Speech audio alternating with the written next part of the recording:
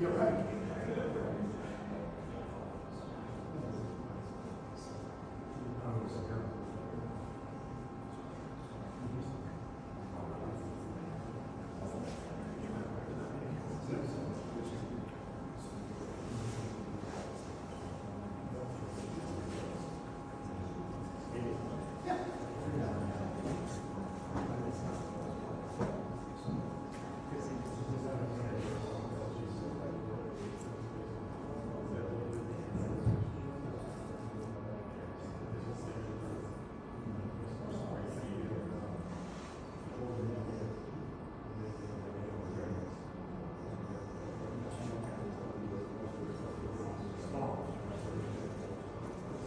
Okay, folks, we can get ready. We can start at any time y'all want. I don't know if anybody else is coming. I guess they got out a little bit late for the other speaker. I am Trevor Smith, and I teach at Mississippi Gulf Coast Community College. And I think it's kind of interesting, the topic that I'm talking about today, because I am, in fact, a history professor. You know, we looked at these other folks, and somebody has a PhD in AI and a PhD in some sort of computer application. I actually have one too, but mine's in history. Mine's in nothing at all. I've never taken a computer class in my life. And that's relevant here because we really are dealing with something that is so new. Honestly, there are no accredited experts in it. We're creating this from the ground up, and so the people that study this and understand this are people whose backgrounds just kind of come from everywhere. And for me, I think that that's pretty fascinating. I hope that you will appreciate that and find it fascinating also. Now, if you already know what NFTs are, if you already can understand and appreciate what can be done with a blockchain, I'm probably going to be talking about something that you already know. If you got your Solana and Ethereum NFTs in your wallet, you're certainly welcome to stick around. This is for the folks who are still trying to figure out what the big deal is. We've all heard about it. We all know what this is on a basic level. But what the heck is it, and why are there people out there like me that are saying that this is a game changer? That's really kind of what I want to explain today. So when we talk about blockchain, when we discuss blockchain itself, of course, one thing comes to mind, right? And I am assuming, who in here already has Bitcoin? Who in here already has some in their wallets? Yeah, some of us already do. The reality is this is what is most associated with blockchain, to the point that Bitcoin and blockchain are often used interchangeably. That is definitely not accurate, and that will change moving forward. But the technology behind Bitcoin, The blockchain technology itself is in fact what is so remarkable. So what is Bitcoin itself, or what is the big deal? Bitcoin itself is a decentralized asset with an algorithmically fixed supply. It is a ledger. That's all it is. It is a ledger of accounts, and different Bitcoin wallets have different lines on that ledger, and that ledger says who has what Bitcoins and who are sending them to the other wallets. There will be 21 million Bitcoins permanently. Currently, there's about 19.6 million that exist. So most of the Bitcoins that will exist already do. The technology behind Bitcoin is utterly revolutionary. How Bitcoin maintains that ledger and how that ledger remains so secure is what is so cool. Now, I am certainly not here to tell you that you need to go out and buy Bitcoin. I'm not here to tell you what to invest in. It is definitely the best investment in the last 15 years, possibly the greatest investment in human history. The ladies in this picture certainly knew what they were doing whenever they bought it a few years ago. So do whatever you want there, but that's not what I'm here. That's not what I'm here to discuss. I want to talk about blockchain technology, and there's going to be two terms that I put out there, and once these terms click, it's kind of like riding a bike. You didn't understand what the big deal about riding the bike was until all of a sudden something clicked and suddenly you could ride it, you know, when you were little. And all of a sudden you understand why riding a bike is so cool. You just couldn't do it at that point. And once these two terms click, you'll understand why blockchain is so cool. So blockchain itself is a protocol for storing and verifying data. It really is that simple. And it enables information to be stored and verified in a manner that is decentralized. That is term number one. Decentralized. I'm going to sound like a broken record bringing up that term, okay? So in a very simple way, right now we maintain data in a big old computer system. I work for a community college, and we have a big old computer system that keeps the data that is necessary. The student records, the employee records, whatever it is that our college needs to access in the realm of computers, it's kept in a big old system. Some people access that system, some people change the data in that system. Student records are entered, employee records are entered and changed, whatever. Blockchain doesn't work that way.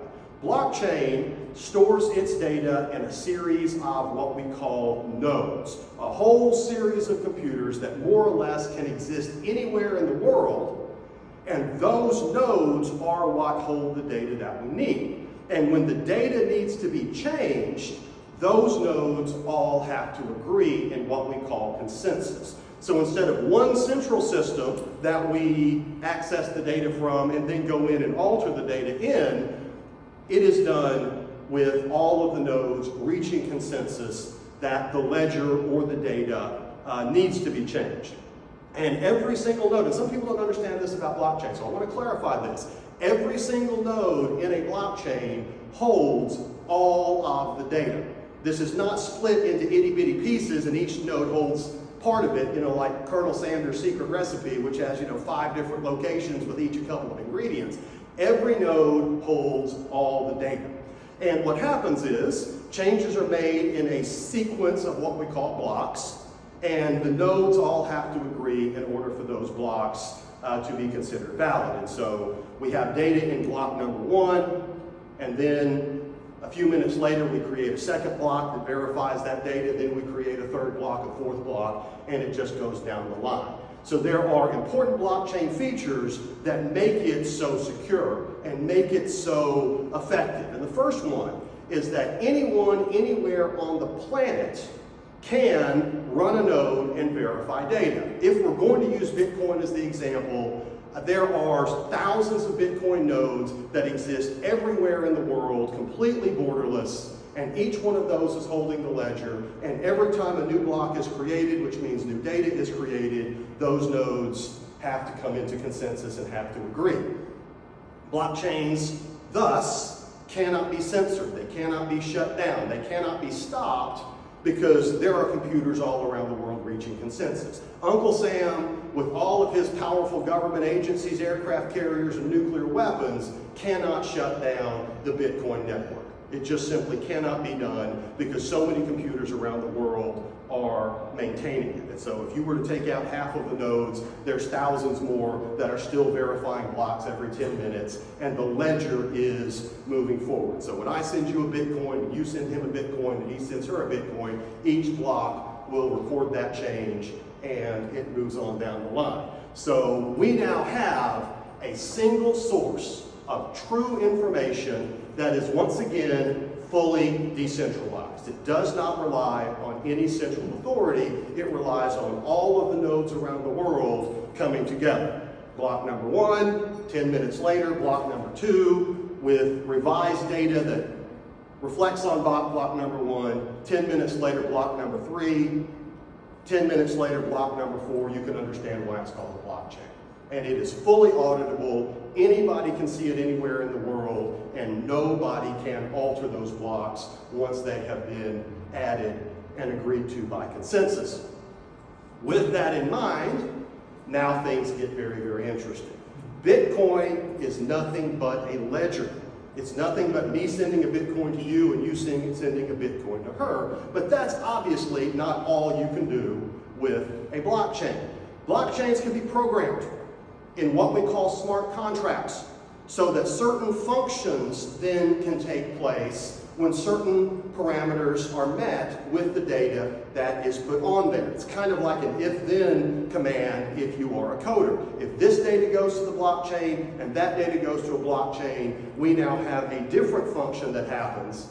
And again, because it is decentralized, no single entity, institution, or person is behind making that change take place. And a wide range of operations can be automatically executed based on predetermined parameters. And if this is getting a little bit past you, I'm going to give you examples that will explain exactly what I'm talking about here.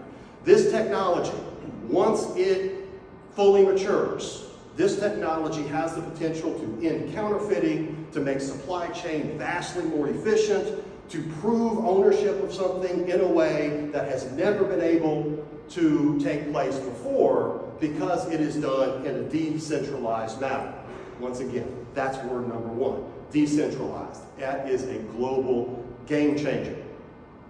There are a whole host of smart contract blockchain platforms. They use the same basic technology as Bitcoin, but they are not Bitcoin. They are different. They're incompatible with Bitcoin. They're doing something in a vastly more advanced way, basically using the same logic. It's kind of like when the Model T Ford came out. That was a pretty revolutionary automobile, but 40 years later, those cars were considerably better than the Model T, even though they basically use the same internal combustion technology. That's what we're dealing with here. Bitcoin is the Model T Ford. These guys are driving around in Teslas. Okay, they have moved this technology forward so fast. So, well, like I said, we're not here to talk about Bitcoin. We're here to talk about what platforms like Ethereum and Cosmos, and I'll talk about in a minute, VeChain can do, because it's pretty darn cool. Blockchain technology, in very simple terms, can be applied to a heck of a lot more than just me sending you a Bitcoin and you sending her a Bitcoin. And that leads us, it opens the door to 100% decentralized data management. And that leads us to word number 2. And I bet you could probably already guess what word number 2 is. That word is trust. Okay, that word is trust. Trust is such a lovely word, right? Dr. Graves made a big deal about how we have to foster trust and what we can do to foster trust in the world. I'm gonna come at trust from a different angle. Okay, I'm gonna come at trust a little bit differently. Because you see, by creating decentralized secure records that are immutable, that cannot be altered, you cannot change the data on the Bitcoin blockchain or the Ethereum blockchain, no matter how much you try. By creating a secure record of data, we eliminate the need to trust. We can perform functions in society today that are trustless, where trust is no longer part of the equation. And that opens the door to a vastly more efficient world. You see, when we have a big centralized computer system to take care of our data, we gotta trust somebody. We have to trust that that data has not been altered. We have to trust that that data has not been corrupted. We have to trust somebody or something to show that that data is real. put it on a blockchain with a bunch of nodes that have to reach consensus to make a change, I don't have to trust anybody. I know that when that data was put in, that data has no longer been altered. I want you to think about something for a minute. Imagine most of us in this room have purchased a house before, okay? And when you went to purchase the house, you sat on one side of the table, the guy selling the house sat on the other side of the table, and in between there was a closing agent, right? Now, why was that closing agent there? Because you don't trust that guy. All right? In very simple terms, trust me, this check is good. Trust me, the title of the house is good. No, we're going to have a closing agent make sure of that. And you probably also, I'm sure you also had a title search done, right? Somebody actually went through the records and searched to make sure there wasn't a lien on that title, make sure that title was clean. You had to trust that title agent. You had to trust that he was competent. You had to trust that he wasn't corrupt. And you know what the title of that house was? The title of that house, or the land records for that house, are in the county courthouse. Okay, in a centralized repository in the basement of the county courthouse, and you really have to trust that that data in all those old dusty books is correct. More than a dozen Mississippi courthouses have burned since the year 1900. Okay, so you're trusting that that data is correct. And just to tell you a little personal story, my parents bought a house 2 years ago. They had a closing agent, they had a title search done, everything was fine, they bought the house, and a few months later they learned that 2 separate liens were on the house, and the title agent did not catch either one of them. Because they trusted somebody, and he didn't do his job. See, so I don't see trust as a good word, I see trust as a problem. Okay, I see trust as a problem. I would much rather not have to trust. I would much rather know for a fact that the data is going to be correct. And once that data goes on a blockchain, nobody has altered it after that. I know that that data is what that data was before. Let's get into some details. Let's get into some examples that kind of make this a little bit more real. When you go to the grocery store, you buy some produce. You want to make a salad for dinner tonight. You have to trust that that produce was handled correctly. Looks clean to me, looks pretty good, right? But you obviously cannot be certain of that. Salmonella is definitely no fun. And we don't have too much of a problem with that in this country. It's only about once a year that the news talks about how some nasty bug outbreak has happened, you know. And the reason, of course, is because that food didn't get handled properly. And that's it's a very likely reason. Well, we got this refrigerator truck, right? The refrigerator breaks as this guy's making his delivery. What's that driver likely to do? He's likely to go ahead and make that delivery and keep on trucking down the road because it's a lot more of a hassle for him to report that that produce got warm. We trust that guy, and we probably should. Okay, how about this? How about we put temperature sensors in that truck? And every so many minutes, those temperature sensors put that data on a blockchain saying exactly what the temperature in that truck is. So if that refrigerator breaks, the blockchain reports what the temperature was, and when he gets to the store to unload, all they have to do is check the blockchain, and you now know exactly what that produce was along the way. And if he says, oh, trust me, the refrigerator worked fine, well, the blockchain here says it got too warm about 30 minutes ago, and he cannot go in and change it, and for all we know, he wouldn't have even known to begin with. So how about we take a whole new approach? These sensors are now in use by a blockchain platform called VeChain. And they go along the road, they record the data, we know exactly what's going on, and there's a company that you've probably heard of that is running a whole series of pilot programs because they have a very real vested interest in making sure that their supply chain is what they think it would. Now, Walmart is not using VeChain in the United States, they're using it over in China, and we know the supply chain problems in China when it comes. I mean, you don't know where that food came from or who was handling it. And sure enough, the blockchain tells those people exactly what's going on. They've got a whole series of pilots going on. There's another one going on with the Ethereum blockchain. And Walmart's testing this in a lot of different ways. But there is no need to trust. Customers can now have proof of proper handling. And if there has been something improper that's happened, it's very, very easy to see exactly where and when that it happened. Want to go buy a bottle of wine?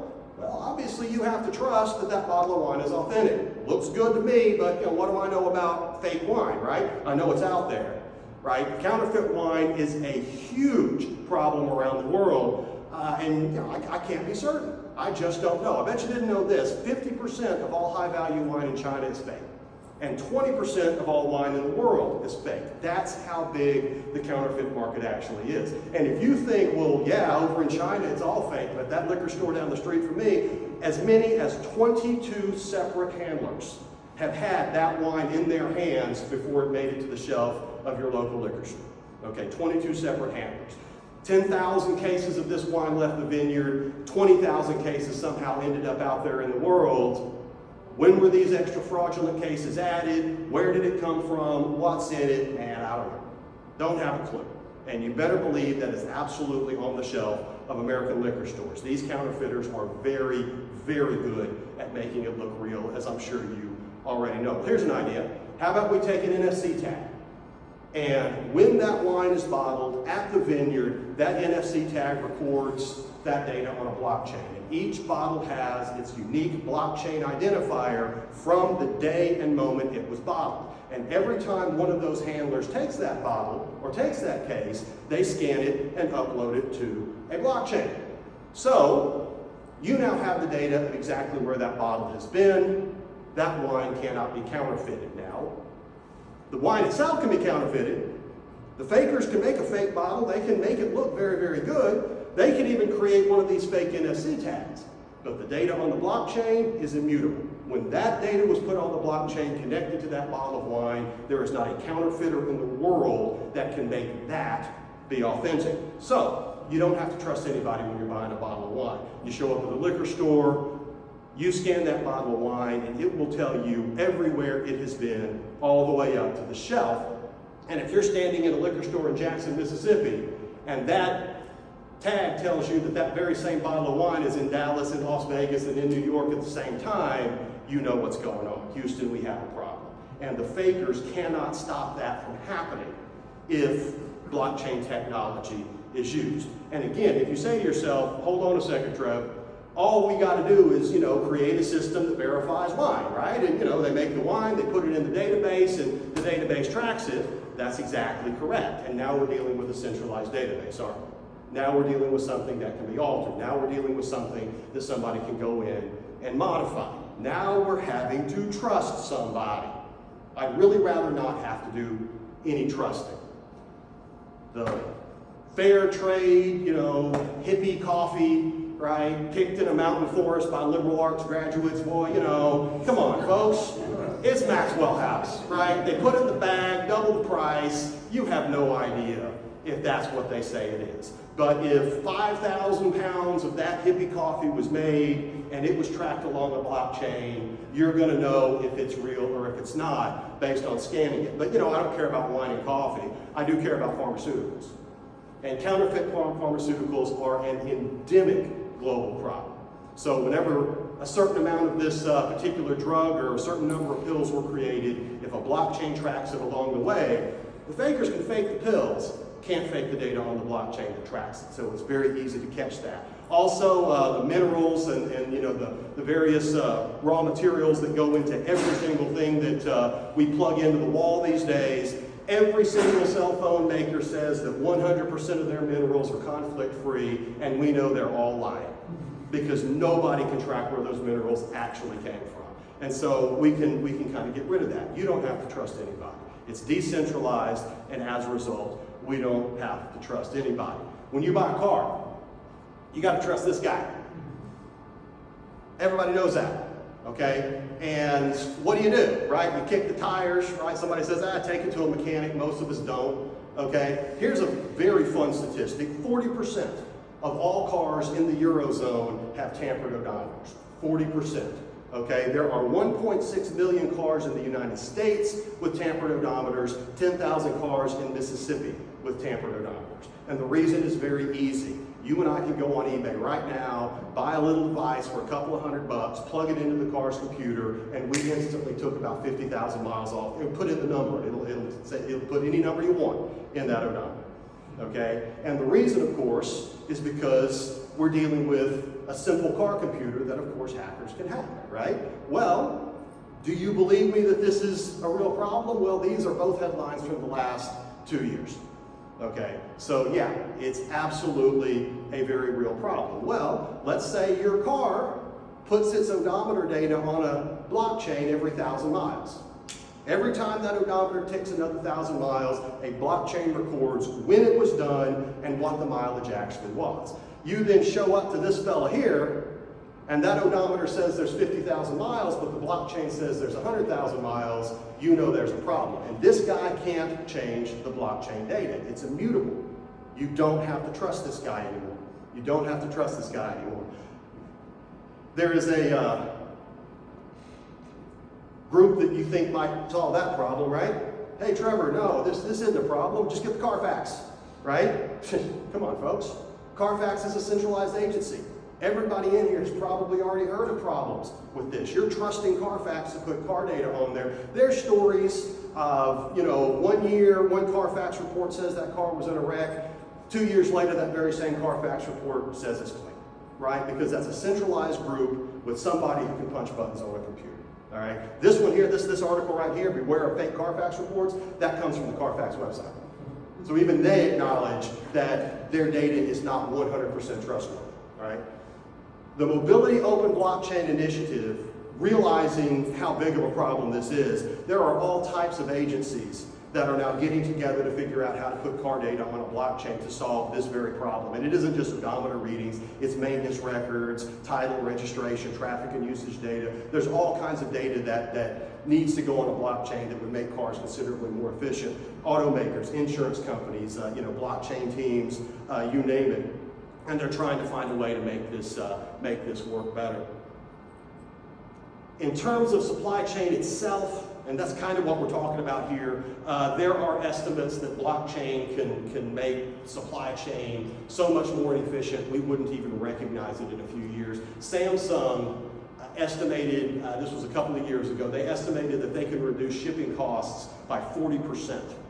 Overall, gross shipping costs by 40% by implementing blockchains. That's how much trouble they have to go through dealing with all the different handlers and dealing with all of the different data, verifying and trusting all of the different data. With a blockchain, they can just take out so much of that hassle. It's pretty crazy. And that leads us to the second half. The second half here, and that is non-fungible tokens, NFTs. Y'all have heard of NFTs. Anybody in here have any NFTs? Anybody actually own any? Who in here's heard the term NFT? Who in here's heard that they're crazy and stupid and we don't, what the heck are these dumb things? Yeah, I'm with you, I get it. I understand exactly where you're coming from, and kind of like riding the bike, it doesn't make any sense at all until it does. And once it makes sense, you're gonna realize, wait a second, this is incredibly interesting, okay? An NFT is nothing more than a simple, unique piece of data that is put on a blockchain. Now remember, that blockchain data is immutable. Once it's put on there, it cannot be altered, it cannot be eliminated, it cannot be changed. And so we put a piece of data on a blockchain that can then, of course, be sent to somebody else, much like a Bitcoin can. So I can have an NFT, for example, that shows that I attended this conference. And let's say every single attendee at this conference was given an NFT on the Ethereum blockchain and put in your Ethereum wallet.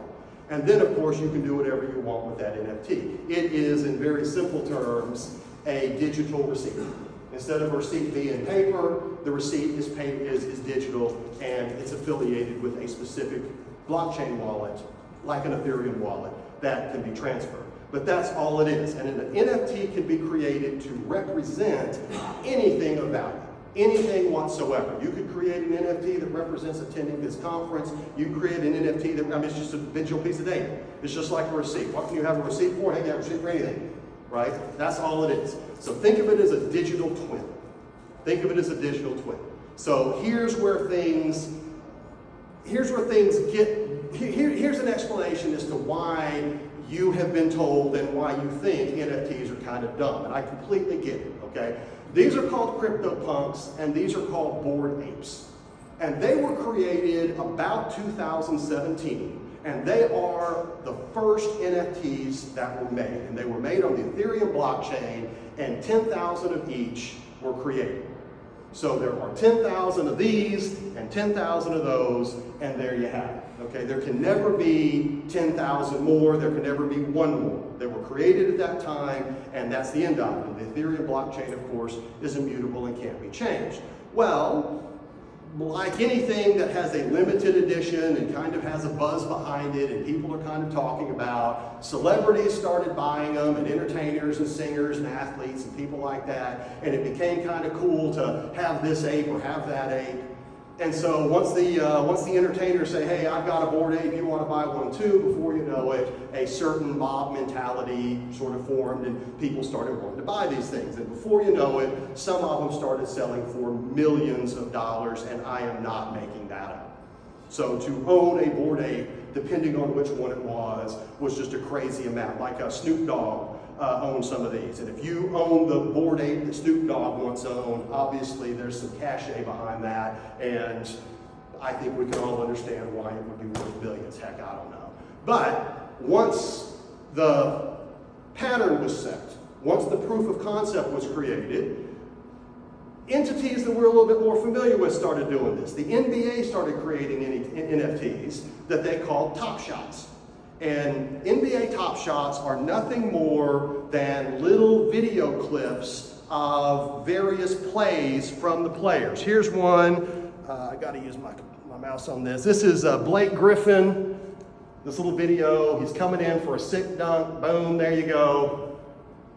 And if you are a Blake Griffin fan, you can buy this specific NBA Top Shot and tell all your friends, I own it, much like a digital trading card. That's all it is. And sure enough, NBA fans tend to be younger men. They tend to be guys that understand this. And so they started buying these and trading among their friends, and it became cool to collect all the different Blake Griffin ones or whatever. The NBA, not surprisingly, realized they were sitting on something worth money. Hang on. And so we started getting all sorts of similar versions,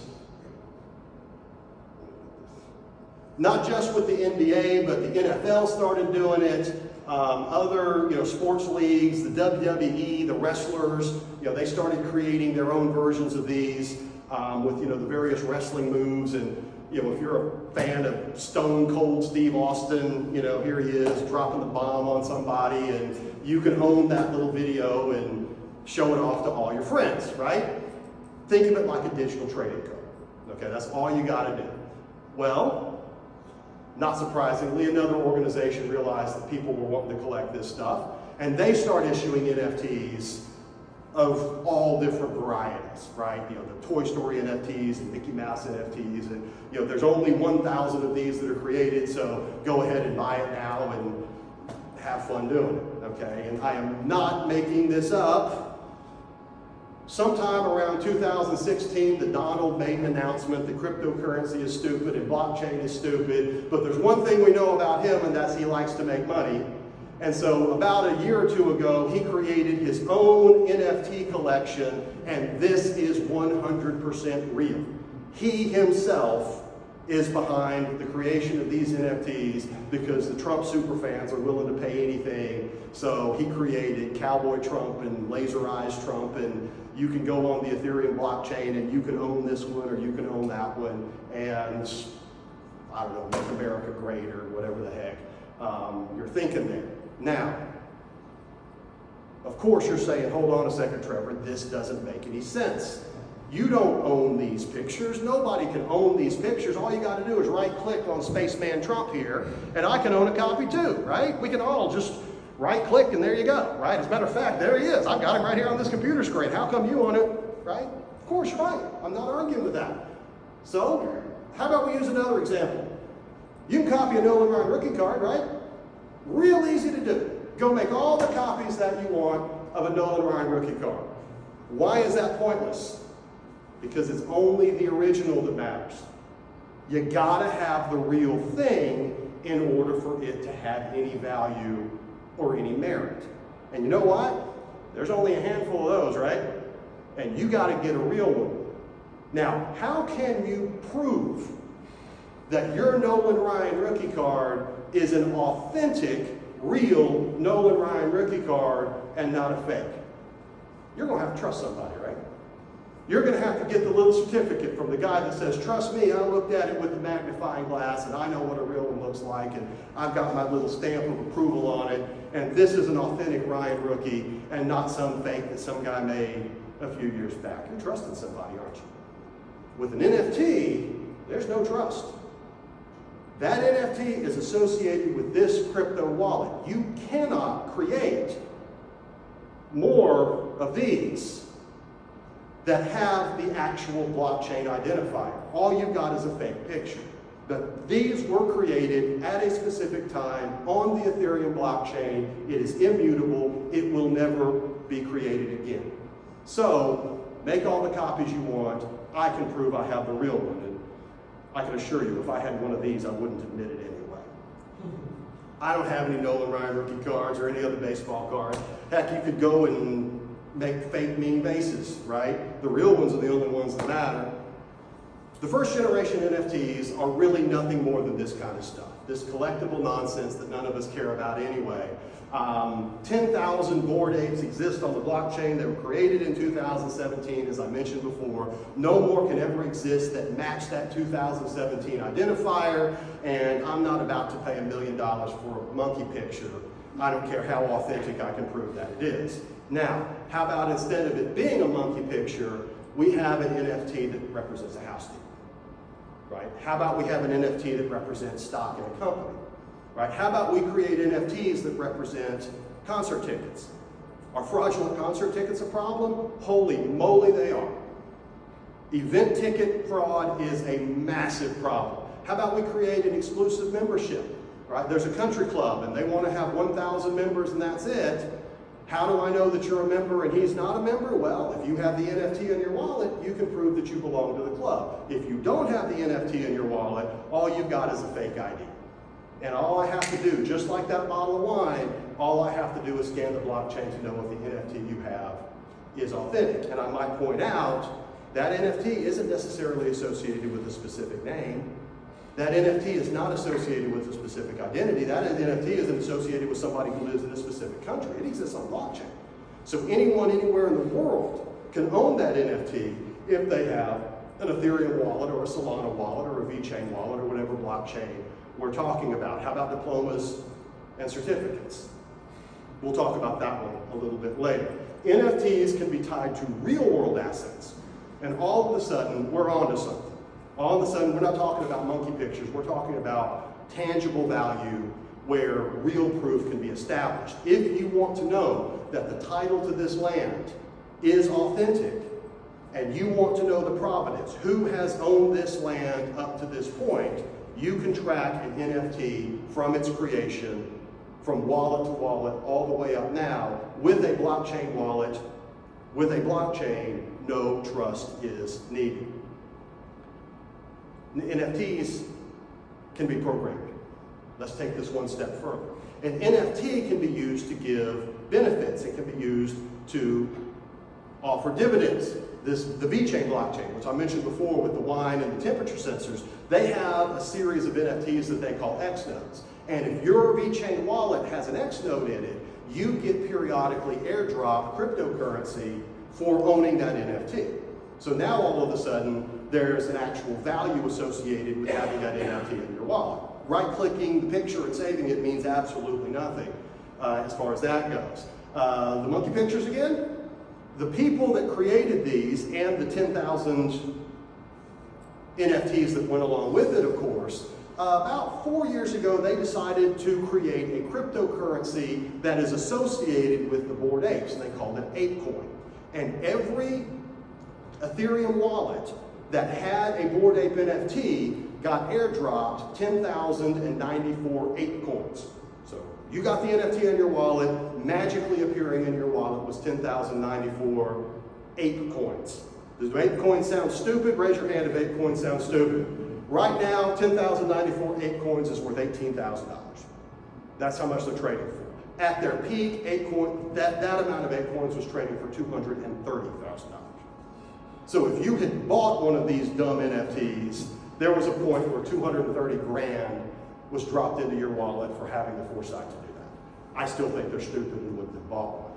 But how about dividends in a company? How about you buy stock in a company and everyone with the NFT stock gets airdropped the dividends? You're not going through a third party, you're automatically receiving it Now we're getting somewhere. There's a Tangle Swap NFTs. This is an exchange, a crypto exchange, and having one of these NFTs enables you to use the exchange with less fees. There's all kinds of stuff going out there. And these are known as utility NFTs. That's what they're called. Having it in your wallet will then offer you a certain benefit that is tangible on a blockchain. I'm quite certain that some of you have thought, wait a second, there's 3-letter agencies that are about to become real concerned about this. The SEC, the IRS, the who knows what. We're talking about dividends. We're talking about assets. We're talking about income that is not affiliated with any one particular name, that is not affiliated with borders, that anybody can own and transfer, that is exceptionally difficult to have any understanding as to exactly who's behind it. And so, yeah, our favorite uncle is deeply concerned about how this can be controlled, regulated, etc., because, in very simple terms, it can't. Now let's go one step further than that. Who said that one NFT has to be affiliated with one item of value? One NFT and one Bored Ape, or one NFT and one share of stock. How about we divide an asset into multiple NFTs? We take some fancy rare supercar. I don't own one of these, never will own one of these. Maybe I could own one 1,000th. We take the title of this car and we break it into 1,000 NFTs, and anyone that wants to can purchase one 1,000th of it. It's an interesting, obviously niche investment, but these kinds of things find very real appreciation over the years, or maybe some real fancy work of art. I don't own a Renoir, but tell you what, maybe I wouldn't mind owning 1/50,000th of the Renoir because I know what fine art does over the years. Or how about concert tours? You take a fancy, a popular band, they have to raise money for a tour, they then issue, we'll say 1,000 NFTs, you buy one to help fund their tour. Every ticket that gets scanned, the blockchain via a smart contract airdrops your return back into your wallet as a return on your investment. 100% decentralized, 100% auditable. It cannot be faked. You don't have to trust anybody, and I'm pretty sure concert promoters are people that you really didn't want to trust it to begin with. How about patents? How about music catalogs? There's people that you could invest in a music catalog, own a small percentage via an NFT, and there we go. All of these are niche investments, obviously. This isn't the mainstream stuff that most of us would do. It's just proof of concept. You could do the same thing with stock in a company. You could do the same thing with bonds, corporate bonds, for example. Could be issued as NFTs, and those bonds could be repaid via cryptocurrency automatically via smart contract. Decentralized, not going through any agency. And we're going to see some examples of that here in a minute. What's word number one? Decentralized. Decentralized, trustless. There's a blockchain protocol out there called Get Protocol. And this is a real interesting one. And by the way, I don't have a clock, so if I'm going over, I know this is so fascinating, y'all don't want it to end. But if I'm getting close, somebody let me know. There's a blockchain platform called Get Protocol. And what they have decided to solve is the counterfeit ticketing issue, the counterfeit ticketing problem. And Get Protocol issues NFT tickets. So we have that rock and roll band. There are 5,000 seats in the venue. They issue 5,000 NFTs that represent tickets, and those NFTs are your ticket to get in. That's it. And they're Ethereum-based, and they really are a back-end. They are a back-end. All these different ticket issuers are using Get Protocol to effectively make this work. Get Protocol is the back end of it. And so this eliminates counterfeiting. This eliminates it, because if you have the NFT in your wallet, that's your ticket. If I show up with a very, very good-looking copy, that's like having a very good-looking copy of a Bored Ape. That doesn't matter. I have to prove that I have the NFT. So you either have it or you don't. There's no middle ground.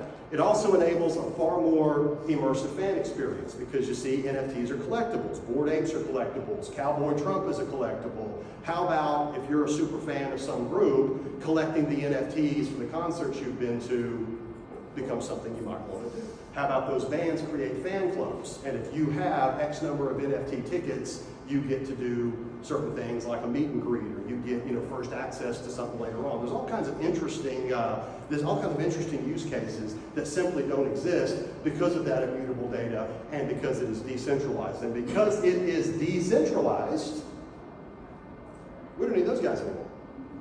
The bands can issue their own NFTs that serve as the tickets, and I don't think anybody is losing sleep if those guys go out of business.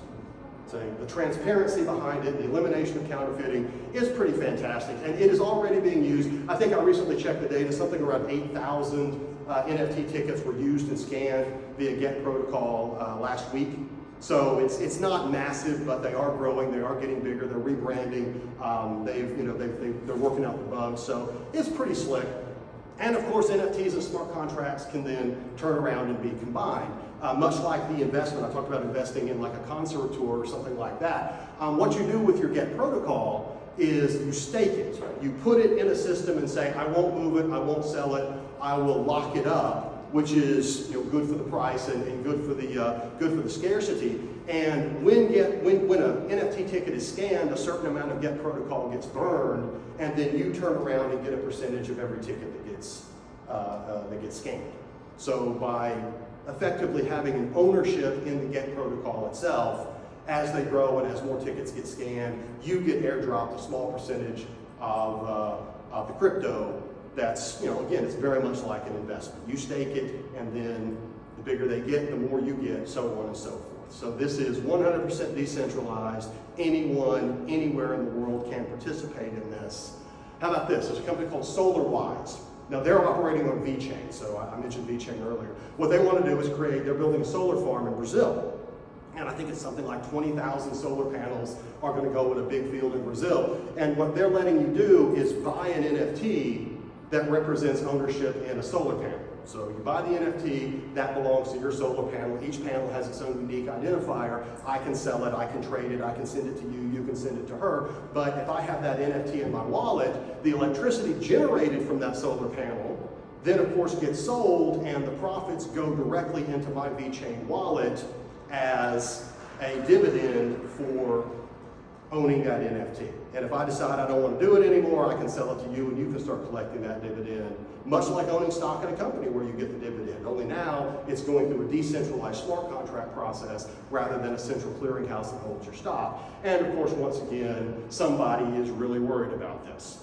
And you can probably figure out why. This is not, this is borderless. Anybody in the world could invest in this, all done by smart contracts, so on and so forth. Digital identity, and I think I am running short. What time is it? Okay, so okay, real quick. Smart contracts can improve digital identity. All of this data, of course, from our thermostats and our Alexas and the Amazon Alexa soap dispenser, which is a real product, they all exist in walled gardens, and we don't know what they do with the data. So, of course, blockchain can be used for that. I won't go into the detail. But finally, with digital identity, what I want to just mention real quick is diploma fraud, which again we know is a very, very big problem in the world today. 30% of all pilots in Pakistan actually hold fraudulent pilot's licenses. That's a real figure. Okay, everybody in here knows this is a huge problem. And of course, if you think that's a problem for people in Pakistan, it's a problem in the United States too. Okay, it's an absolute, remember this clown, right? People lie all the time about their credentials. And yes, there are people at colleges and universities that can punch numbers on that computer and give anybody any degree they want with any grades. You never showed up, but somehow you graduated in 2016 Summa. That's because they're secretaries with God power behind the machine, right? The secretary for our dean of students can absolutely do anything she wants because she has complete access to the entire system. You have to if you're the person doing that. And she is a lovely, charming person who would never cheat, but in Pakistan, yeah, they will. Okay, and we can kind of connect the dots as to why that's a problem. And so if we were to create NFTs, every semester you get an NFT associated, or you get a blockchain identifier that you attended, and then of course when you graduate, you get an NFT or you get a blockchain identifier that represents your diploma. I can't go back with I'm sorry, I'm going to have to use your clothes. I can't go back with an envelope full of cash and say I'd like a 2016 diploma with a 3.5, because you can't change the blockchain data. It was already put on there, it's immutable. So I can trust when I see, this blockchain data says this diploma was issued in 2016. It's the blockchain that says it's true. I'm not trusting anybody, and I know that someone who is corrupt or who is being coerced or something like that can go back in and change it. So this is absolutely a game changer as well. Thank you all for coming. Does anybody have any questions? Anybody have anybody want to talk about anything? Anything at all? I do have one question. Yeah. On the mining aspect. Yes. So does Ethereum and Bitcoin, you mine coins, right? Well, with Bitcoin you do, not Ethereum anymore. But yeah, go ahead. I'm sorry. No, is that because you're on the node? That you're a participant in the ledger system, or? No, there is a difference between a miner and a node. Okay, now we're getting into a little bit of technicals here for everybody else, but you can be a Bitcoin miner without actually running a node. And it is the miners and the massive amounts of computing power that the miners use that actually secures the network, because they're the ones that create the blocks. And so in order to corrupt the Bitcoin system, you would have to have more computing power than all of the miners out there. And because there's exobits of computing power now going into the mining, it's not really possible to corrupt Bitcoin anymore. Yeah, no, Ethereum is now proof of stake. It's not proof of work anymore. But it's the same concept, only it's just a lot more efficient. Yeah. But no, the nodes are different than the miners. And then most people think they're the same thing, but they're not. No, the mining is different. What stops somebody from bottling wine and starting the chain there and selling it? Well, because the wine says this was bottled in 2017, and the blockchain identifier from the fake shows that it was put on the blockchain in 2023. Wait a second. This bottle is supposed to say 2017. The blockchain has the wrong data. But if you started. Well, I mean, if you set up a vineyard right next door to this one, and in 2017 you were to do it, but of course your blockchain identifier would be slightly different than theirs. You see what I mean? So, like for example, and this is true, right? I'm sorry, you're going to have to be corrected. I'm sure you would. So, like, let's say I want a fake pilot's license, right? And you work at a university and you can punch those buttons and make it happen. I can say I'll take a diploma, and you say, okay, sure. But the blockchain will show that diploma was issued today. It was not issued in 2016. See, and so you can create a fake diploma, but you can't go back in time and put it on the blockchain from 2016. That's the difference. So the same thing is with the wine. I can create new blockchain data for that new fake bottle of wine. It's just not going to match. It's not going to. It'll be different. It'll be different. That's kind of like if you look at the bottle and it says that this was in Dallas and New York and Los Angeles all at the same time. Well, somebody created new blockchain data or corrupted, what they put down there. So. Yeah. What about where does the ownership lie in terms of, like, if I bought a NBA that I own that shot, I own that video clip, right? So that I should own that. So the NBA sold me that clip. But a movie wants to use that. Now we're getting into something interesting. Yes, now we're getting into copyright issues, and you are 100% right that that's an issue. Do you own the copyright behind that clip, or do you just own that specific clip? And as of right now, you do not own the copyright. It's kind of like if I buy a really rare copy of a book. Rare books are valuable. I don't own the copyright, but I own that book. And here's a real interesting story behind that. Everybody here heard of Dune, the sci-fi franchise? Well, some people got together and paid over $1 million via an NFT for an extremely rare copy of the book Dune. And why would anyone pay $1 million for an old book, an old sci-fi book? They thought they were buying the copyright. And the publisher, the copyright owner of Dune, sent them a legal nastygram saying, by the way, you don't own the copyright. You just own the rare copy. And suddenly they realized, we paid $1 million for something that's worth maybe $1,000. So yeah, and working through who owns the copyright, and see, like with the Bored Apes, where these are brand new created, who actually owns the copyright is an issue that's still having to get worked out. Now, the Bored Apes people that created those have said owning the NFT is the copyright. They have said the NFT equals the copyright. I don't know about the CryptoPunks. I'm not sure about that. But the NBA is very explicit. You do not own the copyright to those clips. Yeah, you just own the clip. Like a trading card. Yeah, that's good. Yeah. Good job. Thank you so much. Yeah, thank you.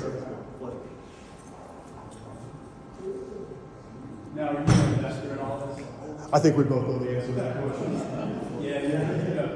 We've been dealing with it for a couple of years. Well, a lot of people. Rarely, once a is there this, you think there's a military, I mean, there's still a chance that Kansas is the trick is which one's the best. It's like the one that's the year, you're just waiting as the big one. You got to pick the one. You know, and a lot of these platforms are not, it's going to probably be fine. So let's take VJ for example.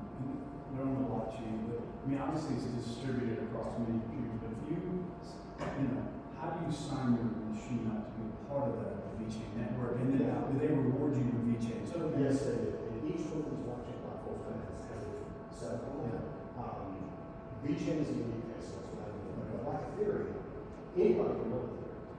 Okay, anybody can. Now, in order to make it work, the newest version of Ethereum, you actually have to hold 32 ETH in order to be validated. And ETH is some of the ridiculous ones. So it's a pretty heavy duty investment to be validated. But you get rewarded with Ethereum by doing it. It's roughly 8% a year. So that's not bad investment. Honestly, it's not. In Bitcoin, you just set up a node and start participating, right? Participate consensus, as long as you're doing the whole ledger, you're on board. That's the way it is like with Solana. That's the way it is with a lot of these others. So anybody can run a node, and honestly, there's not really much of a reward to do. So it's just you don't participate. VeChain is hybrid between what we call permissionless, because with VeChain there are 10,000 nodes, and they're called authority master nodes, and that's it. There are no more, and you actually have to be vetted before you can run them. And people think, I'm not so sure that that's really decentralized then, because we know who's running it, and you can corrupt those people. But yes, you get very, very nice rewards on that as far as VeChain goes for running. So it's very effective, it's very efficient, we're signing great partnerships, lots of people are on VeChain, but at the same time, it's not 100% decentralized, it's kind of so it's each platform is different. VeChain is been building very high. It's a big sponsor of the city. Yeah, so if you tune into like UFC fights, you'll see VeChain in the ring, and I don't know if you're ever watching UFC. Well, the announcer, remember that guy? Buffer, Bruce Buffer. Okay. There's videos of him promoting VeChain and talking about it, and the logic is people in my crypto, people watch, young men in college age, and so you'll see VeChain. I actually checked. I have a little VeChain for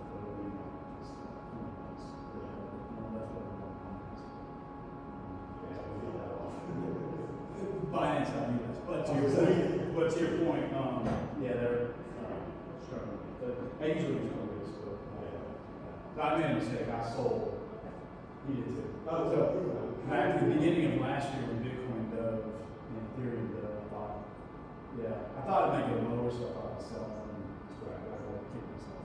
So here it is. Now I'm going to sell it for a while. That's the best thing. I'm not smart enough to know what's going to go on now. I'll just buy it, sell it, and hopefully I'll get it right away. But I'm invested in something like that. I just think it's all about. Did you keep all of your animals? Yeah. You put like $50, $100 a whole bunch of them. And is there a heck on? So 2,000%. Hey, Dogecoin.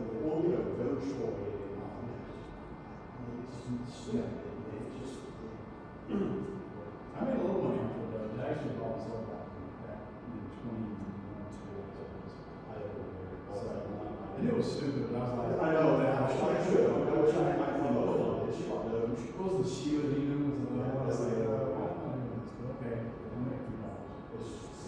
It's gambling. That's absolutely The ones that I would say, if you just want to invest more, I say just buy a little bit of all the popular. Yes. Ethereum, Solana, Phantom, Cosmos, the L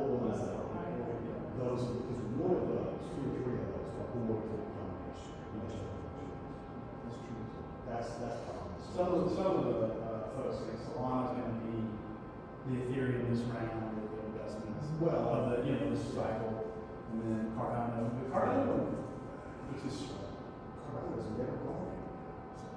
I bought a bunch of it and it just never went. I don't know, the one that I'm supporting for a long time is IO. Okay, yeah. Yeah, I've seen it. It's kind of Cardano, I mean, the tech is really amazing, but it's just never, but if, it's an if, but if it works as they hope, Yeah. there's nothing else that we can touch. Okay.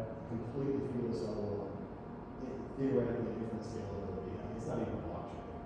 Okay. It is, but Okay. it's a, IO is got, I've written down to look into it. I'll have to check it out. again, it's one of those long shots that Yeah. makes sense. That's all right. Throw a little bit into it. If it goes, if it hits, great.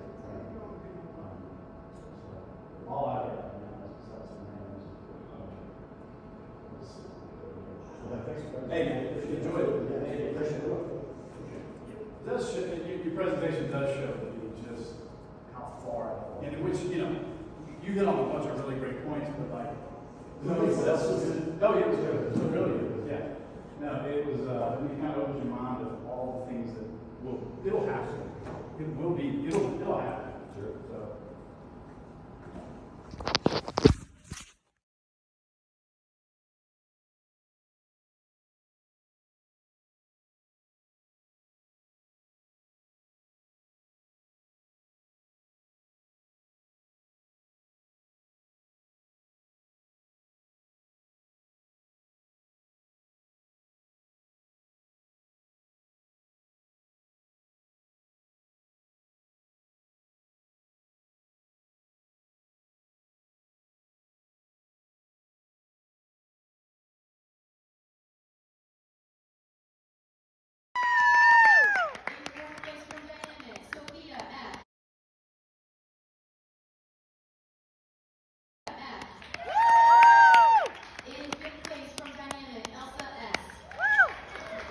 In sixth place from CEG, Olivia God, N. we got first through fifth.